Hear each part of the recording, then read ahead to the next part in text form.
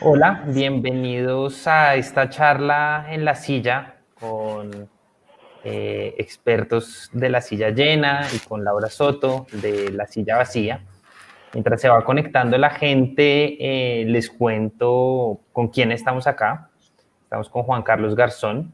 Él es director del área de dinámicas del conflicto de la Fundación Unidas para la Paz. Ha estado durante esta pandemia ayudándonos a entender pues mucho de lo que está sucediendo con el conflicto justamente y también ha escrito varias columnas durante este tiempo y bueno, desde antes en su espacio en La Silla Llena. ¿Qué tal, Juan Carlos? Hola Eduardo, ¿cómo están?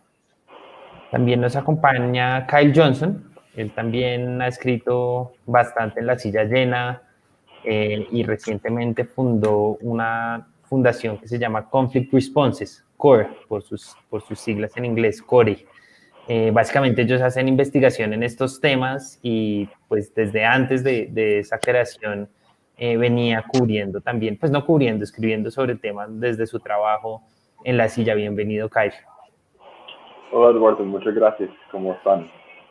Muy bien, y Laura Soto, que entró a ocupar, digamos, ese lugar en el que está Juanita Vélez cubriendo todos estos temas de conflicto y la implementación del proceso de paz, pero ella antes venía de cubrir el Pacífico, y pues mucho de esas lógicas del conflicto suceden ahí. Ya veremos que no solo ahí, pero suceden ahí, pues también quisimos como invitarla para charlar del tema de hoy. Hola, Laura. Hola, gracias. Después con esa presentación, pues los invito como siempre a que nos manden sus preguntas. Yo quiero arrancar con Laura. Pues la noticia de estos días, lamentablemente, pues una de las principales noticias de estos días ha sido eh, una crecida en masacres en distintas zonas del país. Y por supuesto, esto es, digamos, muy, muy diciente, muy, muy particular que sea tanto. Estas suman, digamos, un 11, pues hasta donde yo tengo la cuenta, no sé si ustedes tienen la misma a lo largo del país, eh, y muestran, digamos, como un desorden en realidad de análisis del conflicto y quisimos hacer, digamos, esa pregunta, ¿qué es lo que está pasando? Entonces Laura coordinó con la ayuda de distintos periodistas locales de La Silla un reportaje, una historia que se llama En Colombia no hay unas, sino muchas guerras y todas están creciendo. Yo quisiera, Laura, pues que nos contara un poquito cómo fue el proceso de reportería de esta historia, qué fue lo que encontraron como para después discutir con Kyle y Juan Carlos. Bueno, inicialmente cuando empezaron como a repetirse estas masacres casi que diaria, empezamos a preguntarnos qué está pasando en el país, como que en las regiones habíamos contado conflictos locales, pero no teníamos el mapa nacional, entonces hicimos como esa reportería con diferentes compañeros en las regiones, en las 5 regiones que estamos, y hablando con funcionarios, líderes sociales también, llegamos como a entender un poco más esos conflictos que nos da mapa, que en cada región donde comparten la característica que las FARC dejaron un hueco ahí en especial, hay distintos actores que se están peleando el control del territorio y el control de distintas eh, economías ilegales. Entonces, no sé si te explico qué encontramos en cada región. Sí, sí, justamente es eso, porque, pues, digamos, la tesis que ustedes contaron en esa historia es que hay una dinámica distinta en el narcotráfico, una descomposición, digamos, de lo que sucede en las regiones con ese vacío de FARC y que ha hecho, pues, digamos, explotar un sinnúmero de bandas que han cambiado mucho, mucho, digamos, la dinámica del conflicto, pero es muy interesante entenderla. Esto no es como una cosa que funcione como un todo, ¿no? Y creo que eso es muy importante, pues, dar a conocer, porque, pues, según lo que contamos y lo que hemos podido averiguar, pues la dinámica de la masacre que pudo haber sucedido en Catatumbo no es la misma que reportamos en Cali y así, ¿no? Sí, bueno, empecemos por la parte norte. Entonces, escogimos estas zonas que estaban los últimos meses han estado calientes, ha habido como hechos violentos y también esas zonas fueron donde las FARC tuvieron una fuerte presencia y ya, pues ya no están. Entonces, sur de Córdoba y Antioquia comparten un conflicto que es Clan del Golfo, pues que son este grupo de residuales que quedó después de la desmovilización de los paramilitares, se enfrenta con un grupo que se llaman los Caparros, que son gente que pertenecía al clan, o sea, se le abrieron al clan y se están disputando el territorio. Ahí la economía más clave es sur de Córdoba, sobre todo narcotráfico y minería ilegal y control de tierra sobre todo. Bajando un poco el Catatumbo, ahí se encontramos una pelea entre el ELN y el EPL. Esa guerra la está ganando el ELN y eso ha generado pues que el EPL se repliegue y vaya a otras zonas, incluyendo Cúcuta, por ejemplo. Catatumbo es la región con más narcotráfico del país en este momento. Entonces, ese es como el interés más grande en esa zona. Bajando en Cauca, los grupos que están como en disputa son las disidencias con el ELN, sobre todo en lo que es Argelia y el Tambo, sur del Cauca. Ahí la importancia está en las rutas del narcotráfico, ¿cierto? Que sale por el río Micay y demás, pero también hay un control de disidencias en el norte del Cauca, que es muy cerca al valle.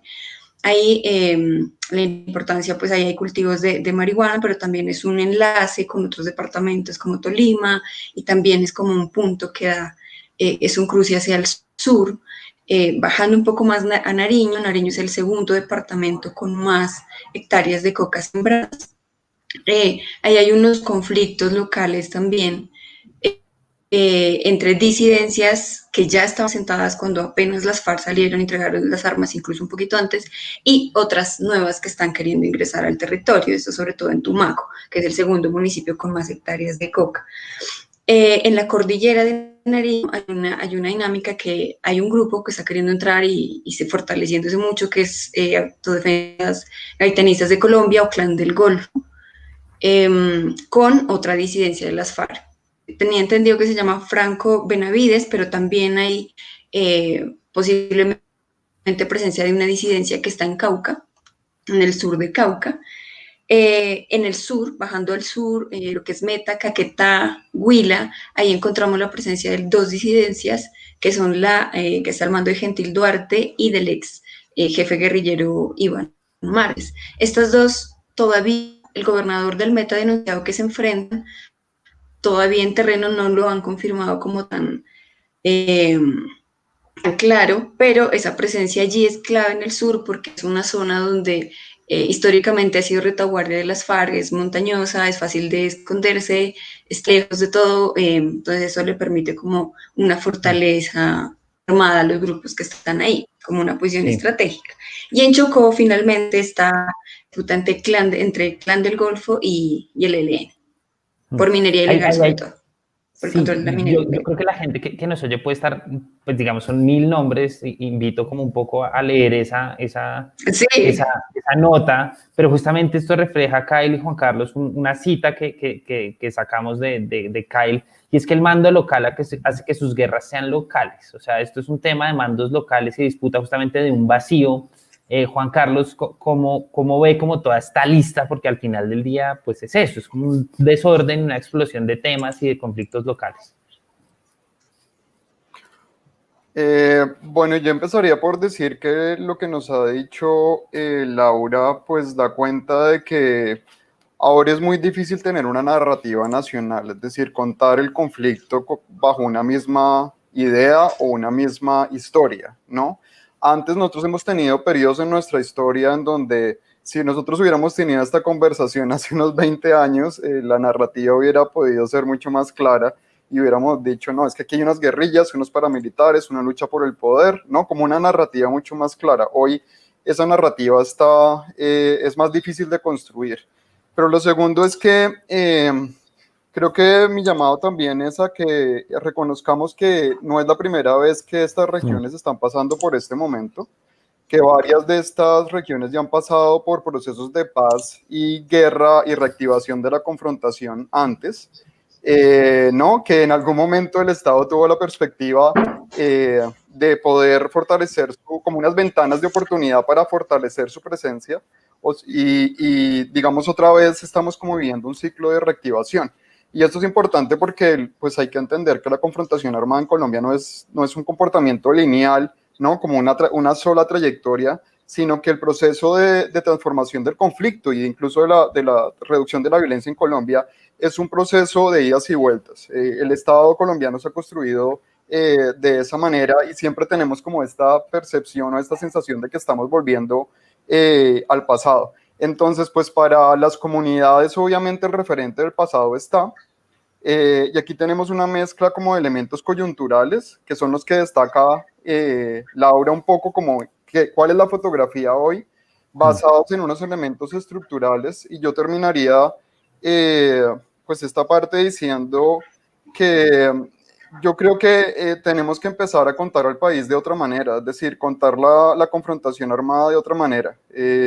Tenemos que darle más cara a las poblaciones, a las víctimas, o sea, no podemos seguir contando lo que está pasando en Colombia como una lucha entre bandoleros y cuadrillas y grupos que se disputan unas economías ilegales. Aquí estamos hablando de la construcción del Estado en Colombia y de ciudadanos que día a día están viendo cómo la situación de seguridad en algunas zonas se deteriora.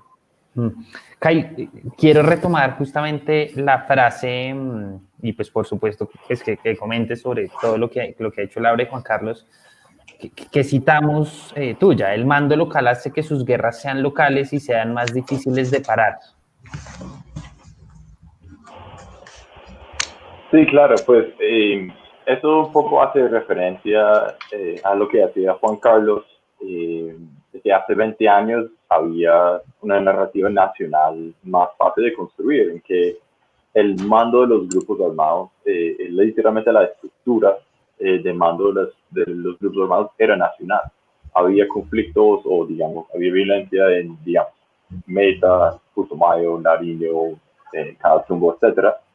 Pero esas estructuras locales respondían a un líder a nivel nacional, fuera en su momento Carlos Castaño, fuera Mario Landa Tiro Fijo en su momento, o incluso Gavino. Hoy en día, como esto es una serie de grupos armados, más que todas las disidencias de las FARC, muy locales, cuya presencia puede ser 3 municipios o no más, o hasta 10 quizás. No hay una presión sobre ellos, sobre esos grupos para parar estas guerras. Si uno piensa en el conflicto que era FARC-ELN en su momento entre 2006 y 2009 o 2006 y 2010 en Arauca se resolvió porque el COSE y el secretariado básicamente dijeron esto para. Eso no existe hoy en día. Si el conflicto es entre un grupo que tiene presencia en 3 municipios y otro grupo que tiene presencia en 3 municipios, no hay quien sobre ellos presione para parar esa violencia, o es más difícil encontrar quien presione para parar esas guerras. Eso en parte está vinculado con el tema de la narrativa y el artículo que ustedes sacaron, en que es una serie de conflictos locales que responden a dinámicas muy locales y hacen más difícil entender qué está pasando a nivel de país. Incluso se identifican todas las economías ilegales que uno quiera, pero encuentra como varios lugares con también mucha presencia de coca o muchas rutas de narcotráfico donde tampoco hay una disputa. Entonces ahí sí entra otra vez a masizar como y complejizar un poco la situación. Realmente bastante complejo. Sí, y justamente, Laura, ustedes escribieron con Juanita León, directora de La Silla, otra nota esta semana, más recientemente, donde hablaba de la respuesta al gobierno y donde nosotros pues tratamos de recoger un poco la opinión de distintas personas, pues entre ellas Kyle y Juan Carlos, al respecto de cómo esta respuesta, que nosotros resumíamos, pero pues no resumíamos, así lo planteó el gobierno, de, por un lado, asperjar coca. Digamos, el gobierno ha hecho eso casi que una bandera como muestra de hacer, digamos, visible, según ellos, que la política del gobierno Santos lo que hizo fue hacer crecer los cultivos y por lo tanto hacer crecer la violencia. Y por otro lado, la creación de un grupo élite para ubicar y judicializar, digamos, los asesinos responsables de estas masacres. ¿Por qué no nos ayuda a resumir un poco como lo que identificaron y después la analizamos con Kyle y Juan Carlos? Listo. En la reportería que hicimos, y es evidente, la respuesta, una de las respuestas principales fue: tenemos que volver a asperjar con glifosato los cultivos de coca. Entonces, encontramos que esa respuesta es muy limitada y tiene varios problemas por lo siguiente, porque los conflictos no se dan en todas las zonas donde hay conflicto, mejor, no quiere decir que son por coca. O sea, en todo lado no hay coca, entonces la respuesta no puede ser únicamente esa. Lo otro, la aspersión tiene un problema, es que tiene un alto porcentaje de resiembra, más o menos al 35%. También requiere que un avión pase por el cultivo 3, 4 veces para lograr pues eliminar la mata, entonces no es como tan efectiva como lo pintan. El nivel de resiembra en la sustitución manual voluntaria es menor, o sea, es más efectiva, por ejemplo. Hay otras zonas que incluso donde, aunque bajen los cultivos de coca, como pasó en el último informe de la ONU, hay menos hectáreas de coca, hubo más producción de cocaína. Entonces, eso traducido en plata puede que se reduzcan las hectáreas, pero el negocio de la coca, la plata, se siga moviendo, sobre todo en enclaves fuertes como son Catatumbo y Tumaco, y que las disputas sigan, por ejemplo. Y lo otro, que pueden estos grupos, por ejemplo, apelar a otras estrategias para seguir con su negocio. Lo que decía Kai, hay zonas donde los cultivos no implican que haya violencia. O sea, hay zonas donde hay cultivos donde la violencia no genera disputas, entonces como que tampoco es como claro ahí. Otro tema es que la aspersión aleja a las comunidades del Estado. ¿Por qué? Porque entienden y ven al Estado como un Estado represor o enemigo, una amenaza, y no como el Estado protector que debería pues tener a las comunidades más cerca. Eso fueron como en el lado de la aspersión lo que encontramos. Que incluso puede ser contraproducente. Alejar a las comunidades del Estado pues hace que Sí. el Estado sea más difícil llegar a los territorios. Quisiera como comentar eso antes de pasar a como la estrategia de búsqueda de este grupo de élite, Juan Carlos. Digamos, usted ha escrito sobre todo sobre política de drogas desde Piedra de Toque, y bueno, hoy en día en su blog, en su espacio, en La Silla Llena, en la Red de Paz. ¿Cómo ve esto? Pues yo creo que aquí más vale pues fijarnos como en la evidencia. En ese sentido, digamos, el estudio que existe sobre relación aspersión-homicidios, pues es un estudio que lo escribió Sandra Rosso, y básicamente ella en el periodo 2000-2010 encontraba que el aumento en 1% del área asperjada significaba un aumento o iba acompañado de un aumento de 4.23 puntos de los homicidios. Es decir, tenemos evidencia de que esa relación está. Pero, Eduardo, yo creo que aquí hay un tema importante, y es que pareciera que cuando uno, digamos, empieza a plantear argumentos en contra o cuestionando la fórmula de aspersión, estuviera como dándole cabida al narcotráfico o expresando una posición tolerante al narcotráfico, y esa no es la discusión. La discusión acá no es si el narcotráfico no es un factor o no, la discusión es si es el único. Lo segundo es si la aspersión es la mejor manera de responder a eso, y si se trata realmente de disminuir la violencia y la intimidación a las comunidades.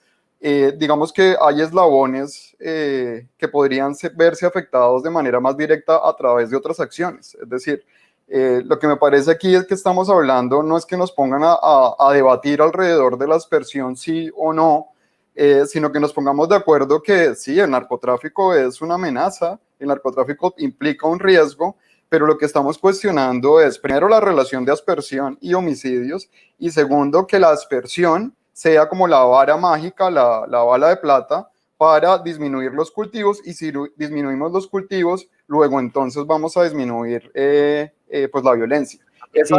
Esa ecuación no tiene cómo sustentarse, es una hipótesis demasiado arriesgada, y en un momento en donde varios lugares, y Laura lo podrá atestiguar con el seguimiento en las regiones SICAIL, lo que las comunidades necesitan es un mensaje de cercanía por parte del Estado pues finalmente lo que le están diciendo es, pues priorizamos, digamos, asperjar las matas y no necesariamente un mensaje en términos de que pues nuestra prioridad es su protección y ver cómo disminuimos los homicidios con una estrategia sensata. Definitivamente, otro escuadrón no va a solucionar esto. No es la primera vez que solucionan un escuadrón. Los escuadrones contra la minería no han dado resultados. A mí o sea, a excepción de pronto de experiencias como el secuestro, que era una cosa específica que necesitaba una operación especial y que el Gaula mostró ahí algunos resultados, la mayoría de escuadrones contra economías ilegales, pues digamos, no han mostrado resultados porque esto es un sistema con relaciones de dependencia que funciona en un territorio. Los escuadrones son una respuesta insuficiente para eso. Kyle, me gustaría que comentaras sobre esta idea de, pues los dos en realidad, ya que Juan Carlos trajo lo de los escuadrones a la mesa. No, pues yo creo que la respuesta que propone el gobierno comparto mucho lo que decía Juan Carlos y sin duda hay una serie de presunciones contra evidencia o contra evidencia clara en términos de la fumigación y de hecho traería a la mesa algo que él mismo dijo, que la política antinarcótica no es lo mismo que la política de seguridad. Eso no funciona. Además, sin duda eso yo creo que genera un riesgo de alejar a las comunidades del Estado y cuando justo se necesita es afectar esa relación. Y puede fortalecer el discurso o puede generar un discurso entre grupos armados criminales por ahora que se van generando o fortaleciendo su base política a punto de decir como, lo vean, el Estado es el enemigo y yo estoy aquí a protegerlos del Estado. Yo me acuerdo siempre de unas palabras de una persona en Tumaco que le preguntamos una vez, ¿qué haría si el Estado vuelve a fumigar? En ese momento había un piloto de fumigación por drones en Tumaco. Eso fue en 2018, me dijo, pues todos vamos a ir donde Guacho a pedir que nos proteja. Y eso no es toda la comunidad que piensa así, pero digamos una dinámica que se va. Y yo creo que hay otro elemento de la estrategia del Estado que se está utilizando mucho, no solamente en este caso, y es la idea de judicializar y dar recompensas y crear un cartel con los más buscados de ese tipo de violencia. Y es un poco, es muy problemático. En cuanto a los asesinatos de combatientes, por ejemplo, el cartel es el COSE del ELN, algunos líderes de las disidencias y algunos de acuerdos armados locales. Pues, entonces hay una estrategia judicial, nunca van a capturar a la gente del COSE, primero, porque todos viven en Venezuela, y dos, su responsabilidad en esos hechos es probablemente limitada. Entonces, ahora que Carlos Olmes Trujillo, el ministro de Defensa, dice cómo vamos a generar un sistema de recompensas para encontrar los más responsables, pues yo supongo que ese cartel de los más responsables va a ser muy semejante al cartel del asesinato de líderes sociales o asesinato de combatientes y sus probabilidades de realmente judicializar a alguien o realmente aprovechar el sistema de recompensas va a ser bastante baja. Son estrategias igual que los escuadrones que mencionaba Juan Carlos que se han utilizado una y otra vez, no solamente en este gobierno, pues se han utilizado antes, pero lo que vemos últimamente de estos carteles con recompensas es que por lo menos últimamente han sido muy, muy poco efectivos, por no decir sí. Entonces eso yo creo que es una respuesta estatal tan simple a un problema tan complejo, creo que genera una discordancia ahí que para mí es un poco preocupante. Juan Carlos, yo quisiera entonces pensar, y digamos, no le hago esta pregunta a Laura porque por su condición de periodista, digamos, no puede dar recomendaciones de política, pero ustedes dos sí. Obviamente la respuesta de todo el mundo es no, hay que generar respuestas integrales en las regiones, digamos, esto viene del proceso de paz y pues, digamos, no es una respuesta, digamos, que implique, pues, realmente pensar demasiado en pensar que sí, obviamente, si en estas regiones hay condiciones, etcétera, etcétera. Pero pensando en el corto plazo, en un mes vemos 11 masacres. Digamos, el gobierno la ha decidido llamar homicidios colectivos, pero creo que eso es una discusión que estaríamos de acuerdo de manera general que son masacres. En el corto plazo, ¿uno cómo lo debería pensar? Pues esa es la pregunta del millón. Pues yo creo que, digamos, en el corto plazo, lo que debería pensar es, pues, primero, pues, si condiciones de seguridad, pues, Yo lo que creo es que hay un momento un poco angustiante en términos de que finalmente la seguridad no es una cosa que se construye en un día, ni en un consejo de seguridad, ni por decreto.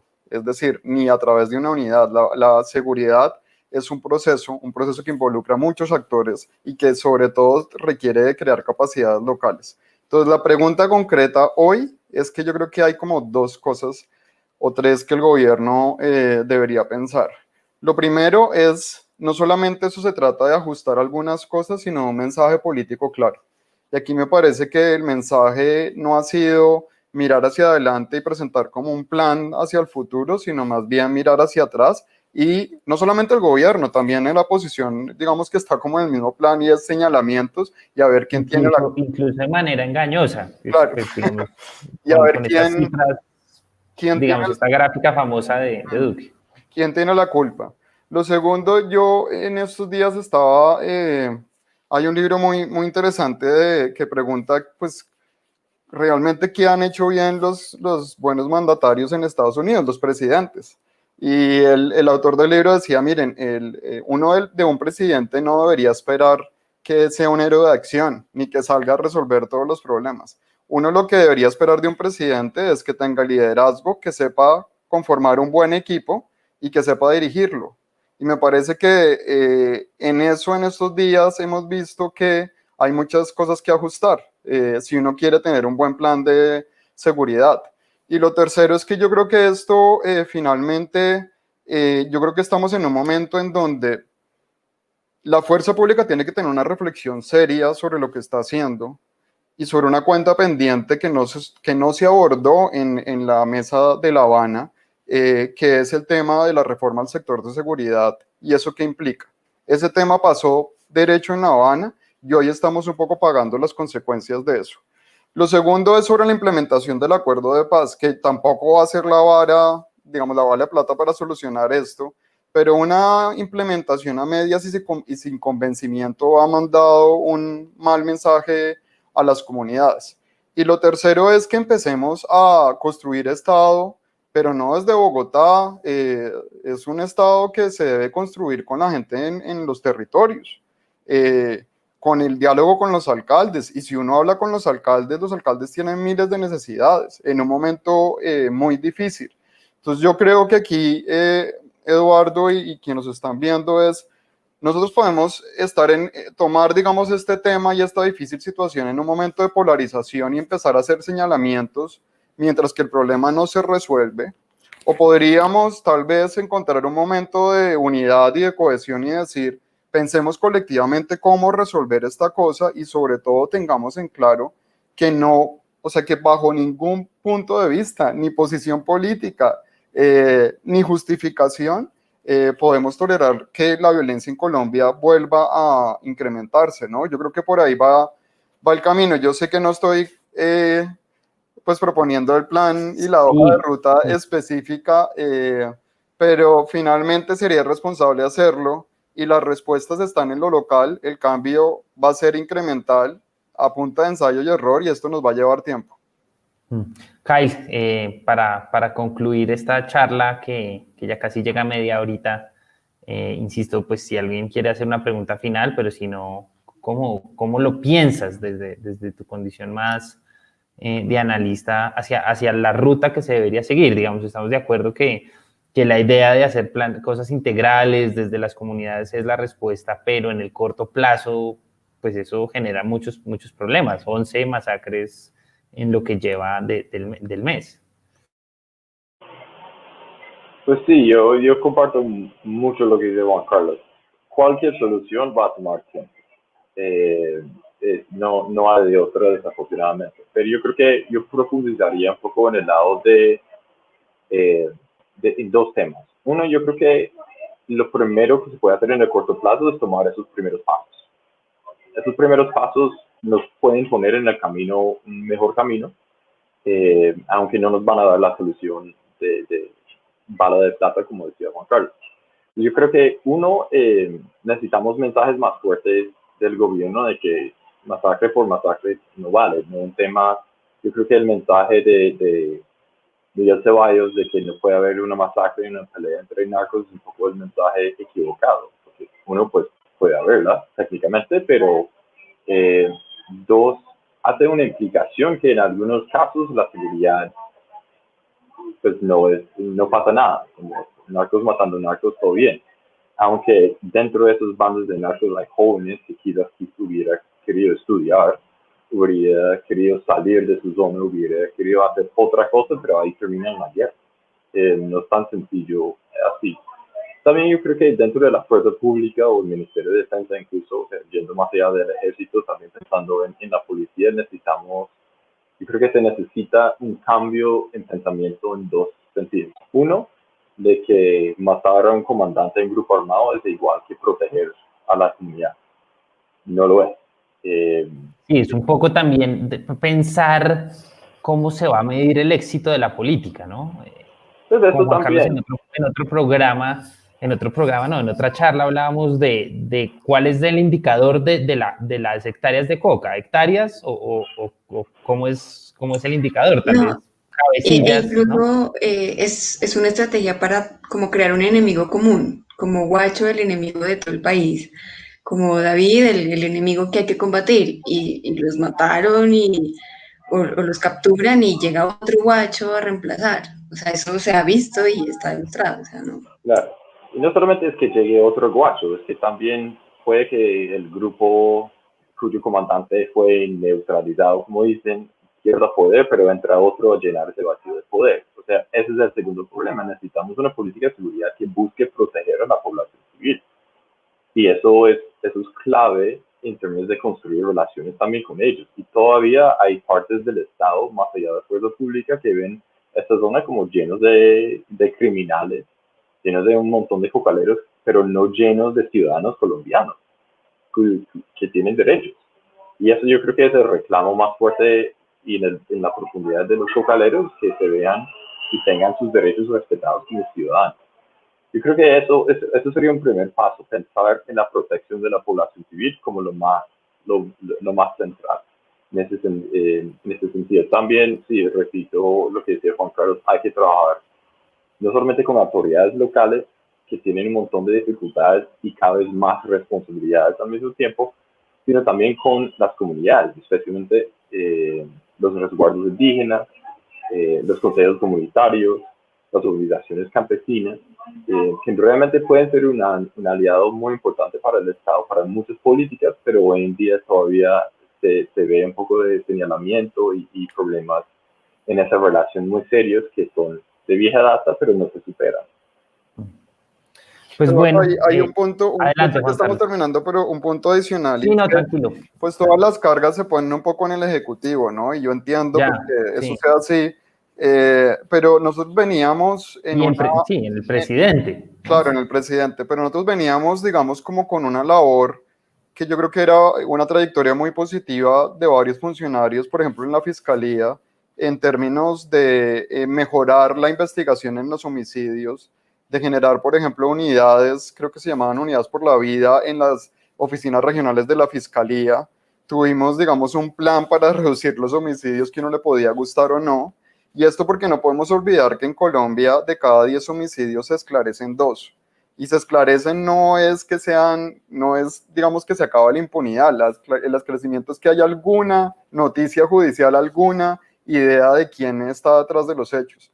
Entonces yo creo que aquí digamos, hay que ponernos en función, obviamente, de la coyuntura de lo urgente, pero finalmente aquí hay unas conversaciones pendientes, una conversación pendiente en términos de impunidad, una conversación pendiente en términos de corrupción, y al final del día, yo creo que lo positivo es que en este momento no estamos hablando, digamos, de que el Estado no está haciendo nada. Yo no creo que ese es el mensaje, porque a veces el mensaje es que, pero el Estado sí está haciendo, pero tiene dos problemas grandes, un problema de eficiencia y un problema de legitimidad. Las claves pasan por eso, es decir, no es solamente tener fuerza pública, Kai lo ha visto, Lauro lo ha visto, o sea, en Catatumbo tenemos más fuerza pública que varios años atrás, en Nariño tenemos más fuerza pública que varios años atrás. ¿Cuánto llevamos con las operaciones en Urabá?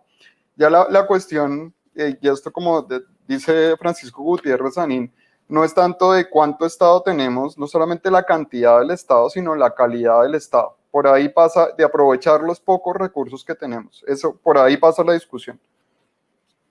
Pues bueno, yo creo que eso es una buena conclusión. Laura, que es periodista de La Silla, muchas gracias. Kyle, que acaba de fundar una fundación que se llama Conflict Responses, y Juan Carlos, que trabaja en la FIP. Muchas gracias a los tres. Gracias, Eduardo. Gracias por la invitación. Gracias, Eduardo.